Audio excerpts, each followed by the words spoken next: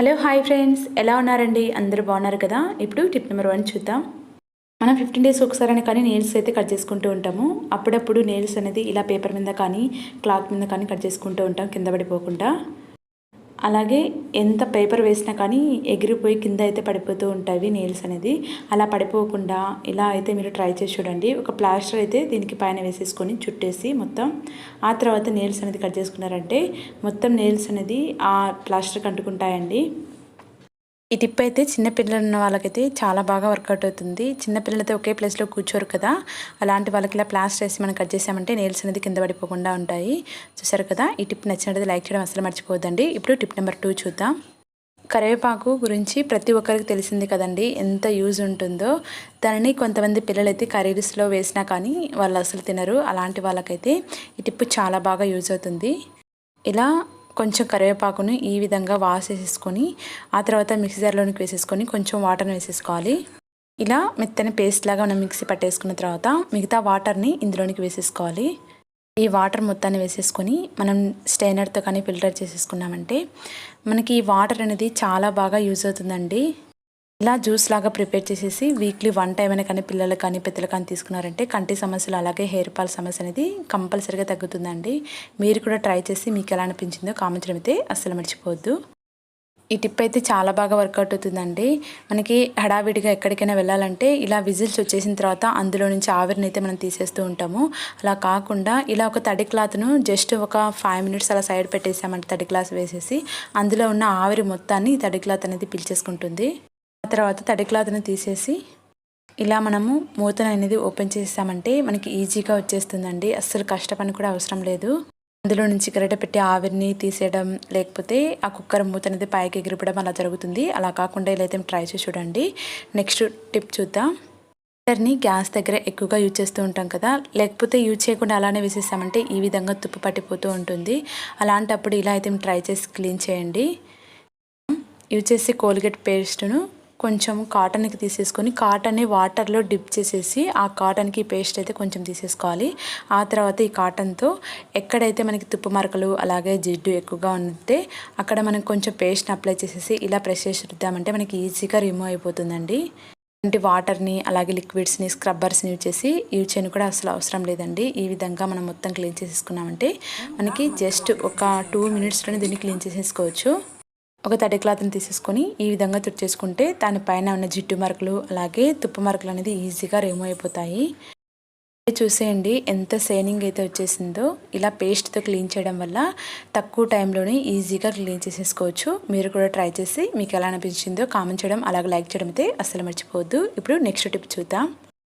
మనం అప్పుడప్పుడు ఊరగాయలని ఎక్కువగా ఉన్నప్పుడు ఒక చిన్న డబ్బాలో తీసేసుకొని యూజ్ చేసుకుంటూ ఉంటాము. అలా యూజ్ చేసేటప్పుడు వింటర్లో అయితే కనుక కొంచెం కష్టంగా ఉంటుందండి.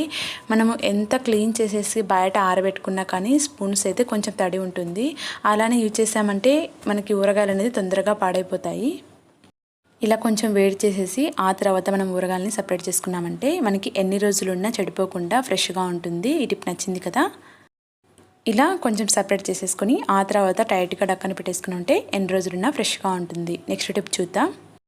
మిక్సీ జార్లు మనం యూజ్ చేయకుండా సపరేట్ అలానే పెట్టేసామంటే ఒక 2 మంత్స్కి 3 మంత్స్కి ఇలా టైట్గా బ్లేడ్స్ అనేది పట్టేస్తాయి. అలాంటప్పుడు ఇలా అయితే మీరు ట్రై చేసి చూడండి.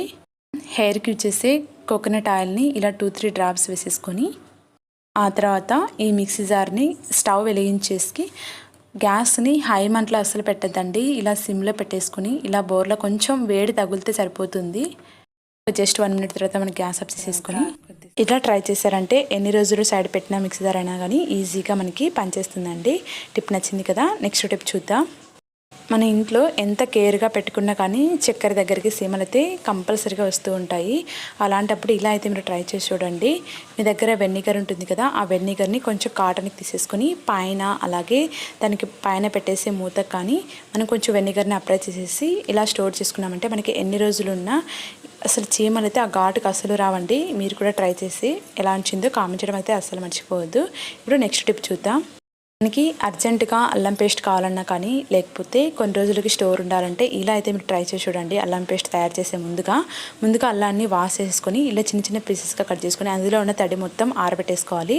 ఆ తర్వాత మిక్సీ జార్లోనికి కొన్ని వెల్లుల్లి అలాగే అల్లంని వేసేసుకొని ఇలా ఫ్యాన్ కింద 1 అవర్ పాటు ఆరబెట్టుకోవడం వల్ల మనకి ఎన్ని రోజులైనా ఫ్రెష్గా ఉంటుంది. అందులోనికి తగినంత సాల్ట్, అలాగే మనం వంటకి యూజ్ చేసే ఆయిల్ని అయితే యూజ్ చేసుకోవాలి.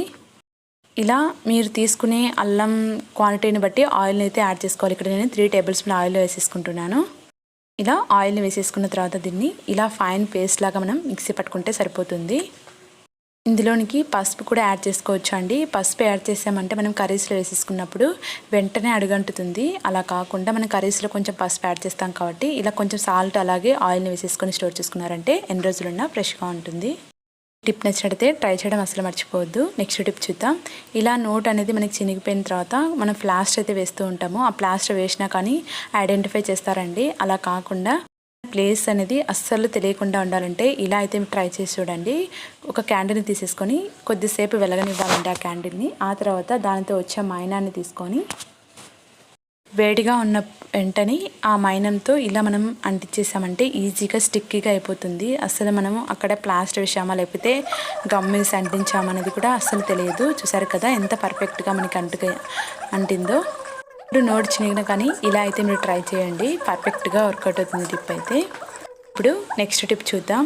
మనం వీక్లీ 1 టైం అని కానీ దువ్వాన్లు అయితే క్లీన్ చేసేసుకోవాలండి. మనం లిక్విడ్స్, స్క్రబ్బర్స్ వేసేసి క్లీన్ చేస్తూ ఉంటాము. అలా టైం పడుతూ ఉంటుంది.